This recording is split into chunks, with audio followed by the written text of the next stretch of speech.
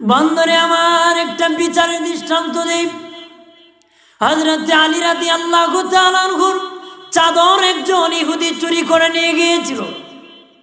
হযরত আলী বলেন আমার চাদর, ইহুদি বলে আমার। ওই সময় আলী কিন্তু খলিফা, উনি আমিরুল মুমিনিন, খলিফাতুল মুসলিমিন, রাষ্ট্রের প্রধান হলেন আলী।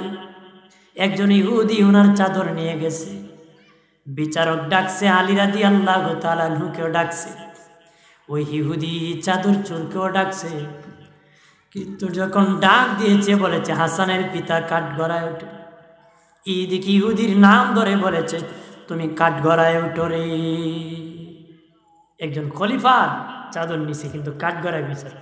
আমরা দেশের মেম্বারের লঙ্গি নিয়ে যান বাজবে কথা হয় না, অথচ অর্ধেক পৃথিবীর বাদশাহ আমিরুল মুমিনিন দার চাদর নিয়ে গেছে। উনি নিজে গিয়ে আদালতের কাঠগড়ায় দাঁড়িয়েছে, ওনার নিজের মা। স্বাভাবিক হবে এখন জীবন শেষ করি।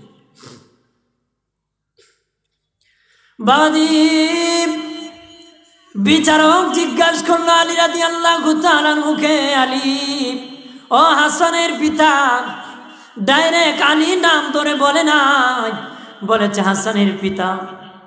আপনাদের চাদর সাক্ষী কে? হযরত আলী বললেন আমার সাক্ষী হলো আমার বেটা হাসান। বিচারক বলেন আলী, হাসান তোমার সাক্ষী হবে না রে। আমি জানি হাসান মিথ্যা কথা বলবে না।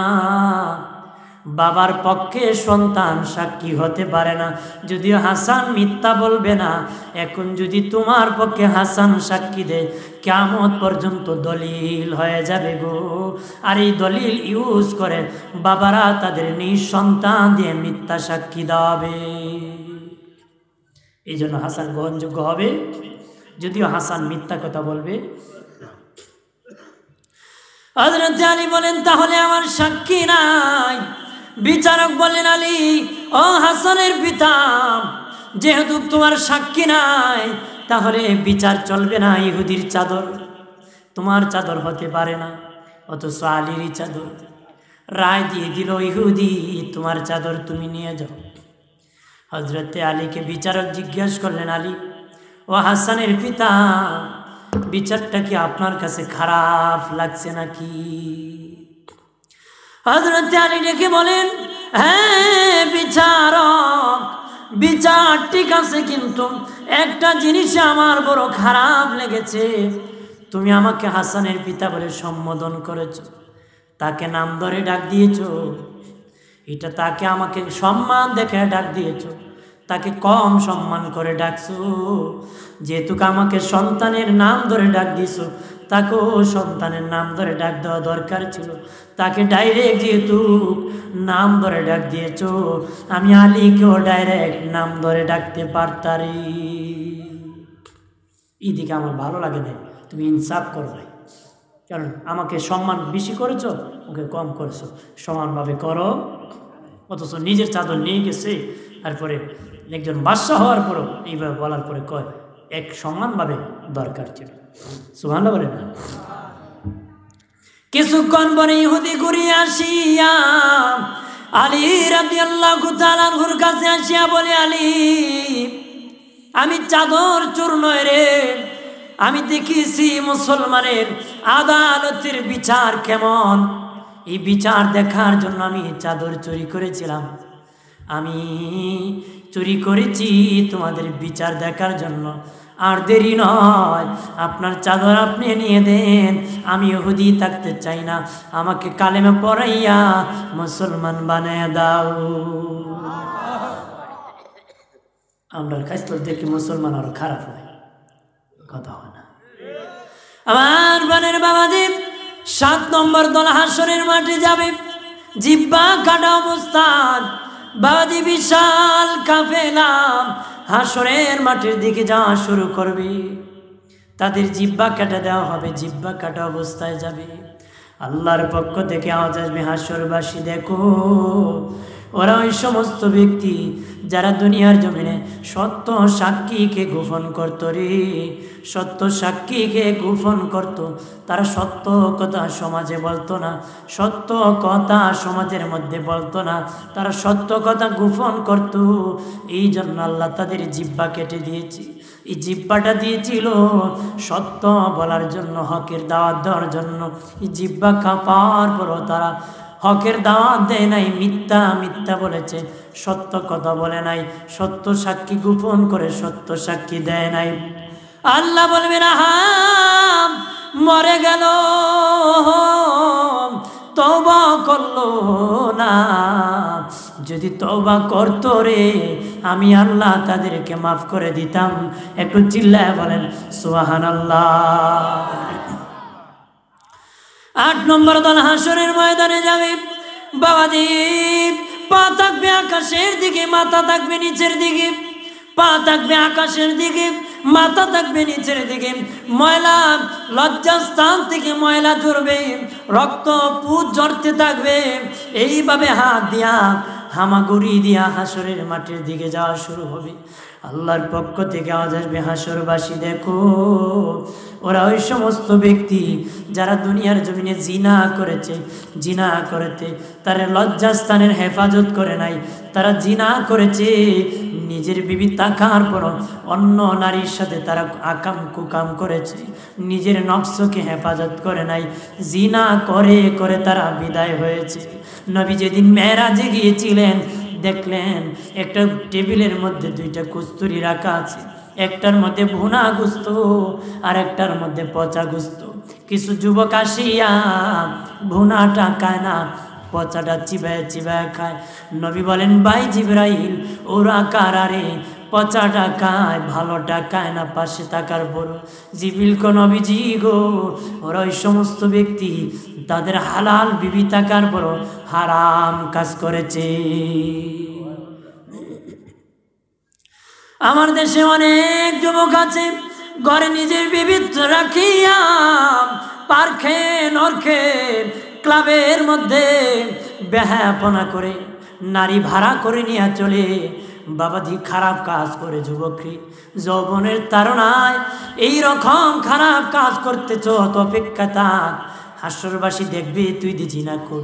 পা আকাশের দিকে থাকবে, মাথা নিচের দিকে থাকবে, ময়লা স্থান থেকে পুজ ময়লা ঝরতে থাকবে। আল্লাহ বলবেন, আহা মরে গেল রে, তওবা করলো না। যদি তওবা করতো রে, আমি আল্লাহ জীবনের গুনাহ মাফ করে দিতাম। জিনা কর কম না বেশি? দরকার কম না বেশি? দিনে নবী বলেছেন, শেষ জামানা হারামজাদার সংখ্যা বেড়ে যাবে। নাউজুবিল্লাহ বলেন না, হারামজাদা বেড়ে যাবে। হারামজাদার দ্বারা ইসলামের মারাত্মক ক্ষতি হবে। কোরআন নিয়ে ব্যঙ্গ করবে, ইসলাম নিয়ে ব্যঙ্গ করবে। আল্লাহকে যারা গালি দেয় তারা সব হারামজাদা, নবীকে যারা গালি দেয় তারা সব হারামজাদা। কোরআন নিয়ে যারা ব্যঙ্গ করে তারা হারামজাদা। বাবাজি, ইসলাম নিয়ে যারা ব্যঙ্গ করে তারা হারামজাদা। কিয়ামতের আগে আরো বেড়ে যাবে, কারণ হারামজাদার সংখ্যা বেড়ে যাবে, হারামজাদার সংখ্যা বেড়ে যাবে। হারামজাদার এই ইসলামকে ধ্বংসের দিকে ঠেলে দিবে। চিল্লায় বলেন নাউজুবিল্লাহ। আজকে ভাই বিদেশ আছে, দেউরি বাবির স্বামী হয়ে গেছে। ভাইয়ের শ্বশুর বাড়ির দেওর এক চিনিতে কষাকষি করে যায়, কথা কনা জোরে বলে আমার খারাপ কাজ চলতেছে কিনা। আমার বানের বাবাজি, 9 নম্বর দল হাসরের মাঠে যাবে। আমি সংক্ষেপ বলতেছি, এক একটার ব্যাখ্যা লম্বা করে দিলে একটাই অনেক সময় দরকার। আমি শর্ট করে বলতেছি। 9 নম্বর দল হাসরের ময়দানে যাবে, পেট আগুনে ভরপুর থাকবে, চেহারা কুচিত কালো হবে গো বাবাজি, চেহারা কুচিত কালো হবে। ও বন্ধুরা, অন্তরের দিকে অন্ধ হবে, বাহ্যিক চোখে অন্ধ হবে, অন্তরের চোখেও তারা অন্ধ হবে। এইরকম বিশাল কাফেলা হাসরের মাটির দিকে যাওয়া শুরু হবে।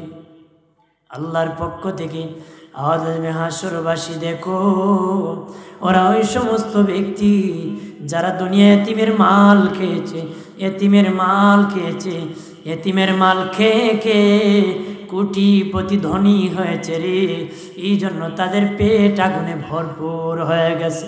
একটু চিল্লায় বলেন নাউজুবিল্লাহ। মানুষ কয় না এতিমের মাল আগুন, এতিমের মাল কি আগুন। ওই যারা এতিমের মাল খাবে তাদের পেট আগুনে ভরপুর হয়ে যাবে। এতিমের মাল কি আগুনে ভরপুর। বন্ধুরে আমার, যত কোটিপতি হলো গরিবকে মারিয়া, সবাই না, যারা অবৈধ কথা বলা। তেলের মাথায় মানুষ তেল দেয়, যার তেল নাই তারে কেউ তেল দেয় না রে, দেয় না তা। যার কাপড় নাই তারে কাপড় কেউ গিফট দেয় না। যার 36 লঙ্গি আলমিরায় আছে তার আরো 3টা দেয় কথা। যার কম্বল নাই, কম্বল নাই, লেপ নাই, যার বাবাজি ঠান্ডার সময় গাঢ় কাপড় নাই, তার কুচ কেউ নেয় না। ভালো গরিব মানুষের খবর রাখে না রে, এতিমের মাল খাওয়ার জন্য রেডি, এতিমকে দিতে কেউ রাজি না রে। আর এতিমের মাল খাইয়া যারা লুণ্ঠন করবে, কিয়ামতের দিন তাদের পেট আগুনে ভরপুর হয়ে যাবে, তাদের অন্তর চোখে বাহ্যিক চোখে অন্ধ হবে। আল্লাহর পক্ষ থেকে আওয়াজ আসবে, হাসরবাসী দেখো রে, ওরা ওই সমস্ত ব্যক্তি যারা এতিমের মাল খেয়েছে, এতিমের মাল খেয়েছে, এতিমের মাল খেয়েছে, আহা মরে গেল রে, তওবা করলো না রে। যদি তওবা করতো রে, আমি আল্লাহ তাদেরকে মাফ করে দিতাম। নবী এতিমকে কত ভালোবাসতেন, নবী এতিমকে বড় মহব্বত করতেন। নবী জানিয়ে দিয়েছেন, ও আমার উম্মত, আমি নবী এতিম দেখেও জীবনে কোনো দিন কোনো এতিমের প্রতি তোমরা জুলুম করিও না রে।